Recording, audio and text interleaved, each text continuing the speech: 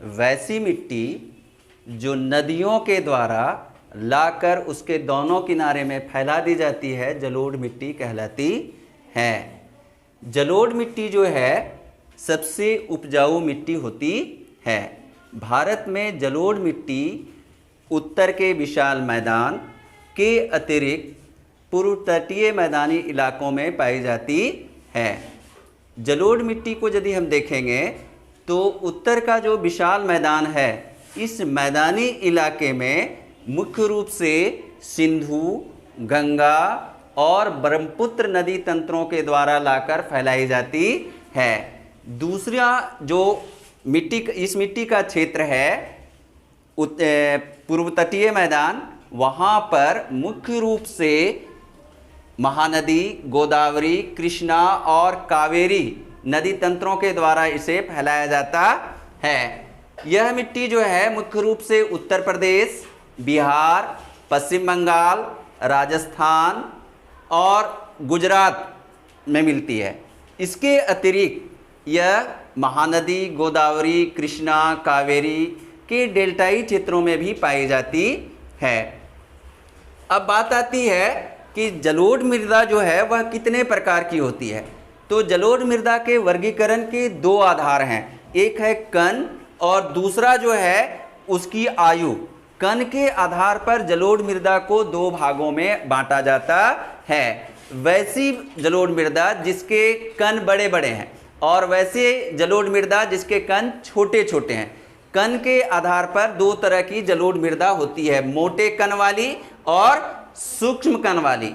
मोटे कण वाली जो मृदा है वह नदी घाटी के ऊपरी भाग में पाई जाती है। मुख्य रूप से ये पर्वतों के तलहटी, जहाँ पर मैदान और ये पर्वत का मिलन स्थल है, जैसे हरिद्वार का जो मैदान है वहाँ पर जलोढ़ की मिट्टी जो है वह मोटे कण वाली है।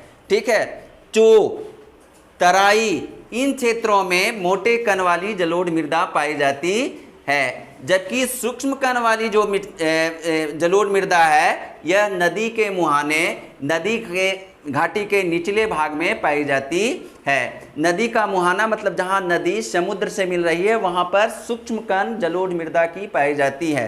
जैसे जैसे हम नदी के मुहाने से ऊपर की ओर उठते चले जाते हैं, जलोढ़ मृदा के कण जो हैं उनका आकार बढ़ता चला जाता है। आयु के आधार पर यदि हम जलोढ़ मृदा को लेंगे तो यह दो प्रकार की होती है।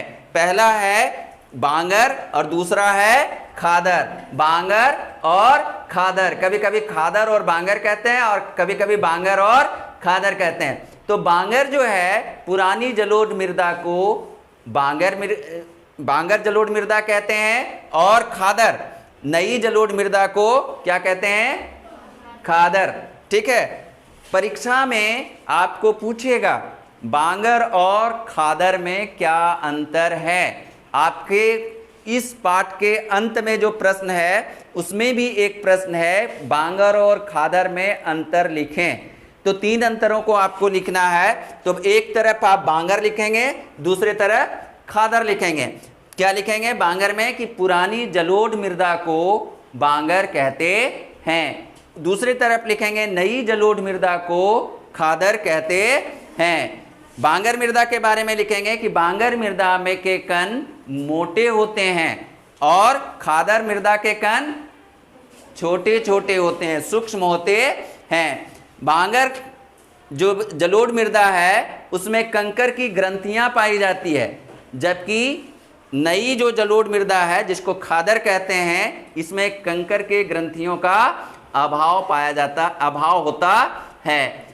अब बात आती है कि जलोढ़ मृदा जो है इसकी क्या विशेषता है। तो विशेषता को लेकर चलेंगे तो जलोढ़ मृदा जो है यह सबसे अधिक उपजाऊ मृदा है, भारत की सर्वाधिक उपजाऊ मृदा है, भारत की सबसे उपजाऊ मिट्टी है। इसमें क्या है? पोटास है, चूना है, फास्फोरस है।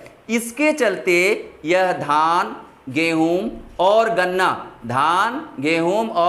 गन्ना के खेती के लिए सबसे उपयुक्त मिट्टी मानी जाती है।